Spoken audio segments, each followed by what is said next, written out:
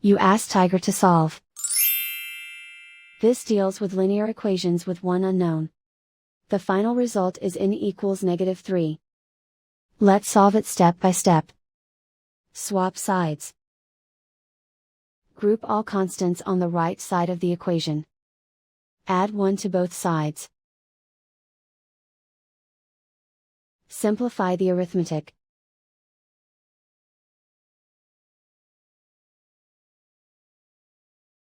Isolate the n.